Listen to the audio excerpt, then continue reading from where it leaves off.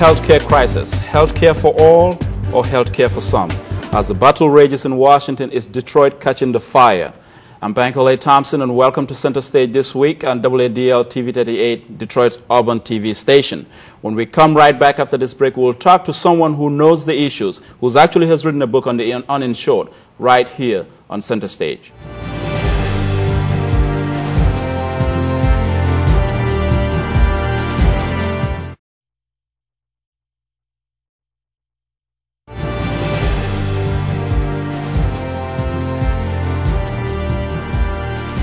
Welcome back, and this is Center Stage. Taking Care of the Uninsured, A Path to Reform. It's a book written by Dr. Herbert Smiderman, Deputy Dean, Assistant Dean at Wayne State University Medical School. There's been a lot of subterfuge out there, myths about the healthcare crisis. What do we know and what we don't know? We have a round table, two people with two different views. But for now, we take you right to Wayne State University, where we are talking to Dr. Herbert Smiderman, who is right in the studios here with us.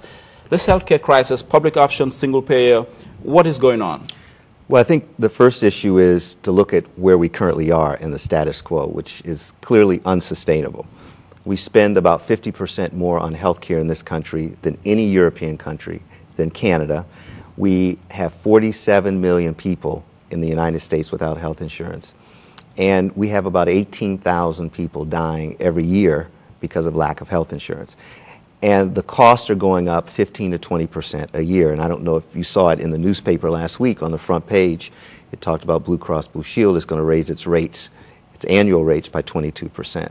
This direction is unsustainable. What's happening is people who even have health insurance right now are functionally not able to afford health costs or medical costs because their deductibles, their co-pays, and actually their premiums are going up. So they are actually becoming functionally uninsured, and that has risen the number of not only uninsured at 47 million, the number of underinsured, people with insurance that can't afford to go to a doctor because the co-pays and deductibles are too high, is actually now at 25 million. That's increased by 60%. So we have 47 million and then we have 25 million, the uninsured and the underinsured. Yes. Break down this notion of the public option and single payer. What is it? Okay, what is currently happening now is that the predominant method for health insurance in the United States is commercial private insurance. That's probably 60% of the healthcare market. And then you have Medicaid and Medicare, and then the uninsured, which are the three large categories. The issue is that the private insurance companies don't really have competition. They basically can eliminate people for reasons of pre-existing illness. If you all of a sudden get sick in the middle of the course of your life, they can drop you. So what they're essentially doing is you have the commercial insurance market controlling those who are coming into their market and those who they wish to insure, which means that basically they're insuring healthy people and the sick people are being marginalized. What a public plan will do is it will allow competition in the market. The commercial insurance companies have of the range of about 15 to 30% of their cost are administrative cost. For example, a public option, which is Medicare, its administrative costs are 3%. The commercial insurance industry is obviously concerned about having to be able to compete with someone coming into the market at a 3% administrative cost versus their 15 to 30%. What they will have to do, because they will provide the same essential benefit package, it will drive down their administrative cost. And a lot of the huge profits that they're making, they will no longer be able to do. And I can tell you the profits since, let's say, just the year 2000 have increased by 500%. At the same time, the number of uninsured have increased by 30%. So as their profits soar, the number of uninsured continue to go up, and that's unsustainable. There's a mass underclass. Yes, and as their premiums are going up 15% every year, what happens is businesses, small businesses, large corporations are dropping the health insurance or asking people to pay more for the deductibles and co-pays. And as small businesses are dropping health insurance, you're creating more uninsured.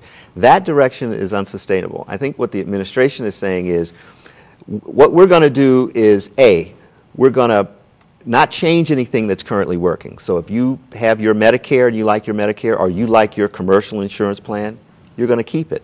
All we're going to do is put on the table the ability of a government-sponsored program that people who are low income or middle income can afford the actual premiums. Because right now the issue is people cannot afford, who are uninsured, to get into the market because of the cost of the premiums. Let me switch the pendulum quickly, and I'll come back to this, this subject, this issue of Medicaid, because it has been brought into the conversation to justify why public option is good. Is Medicaid working? Is it effective? Well, what they're talking about is Medicare. Yeah. So Medicare is for the seniors, and Medicaid is for those who are low income. The Medicare system is working very well. As you see, seniors, no senior around the country is going around saying, I want to give up my Medicare.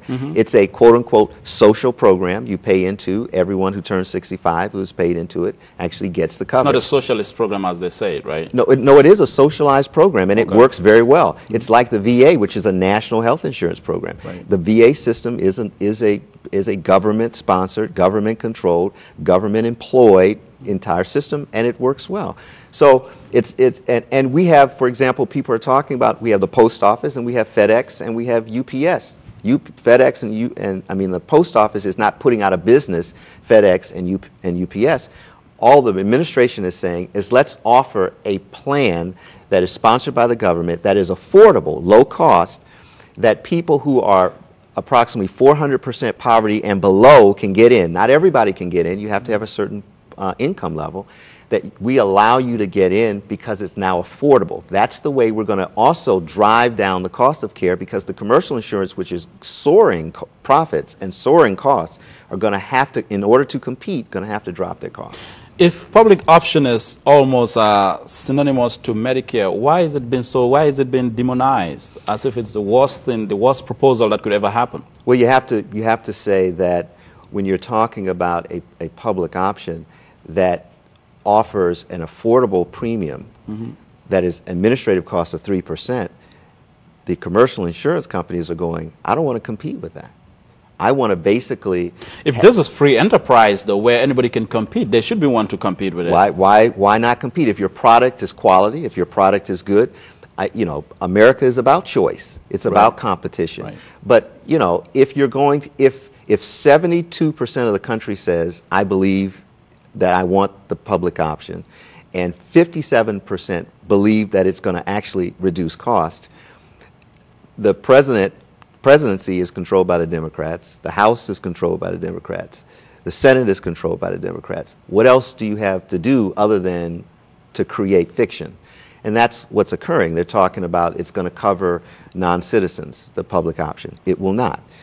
It's going to cover abortions. It does not. The current bills do not have that. Dr. Smiderman, hold that thought. Healthcare for all or healthcare for some. The healthcare crisis will continue right here on Center Stage on AADL TV 38, Detroit's urban TV station. Don't go away. We have a roundtable coming up.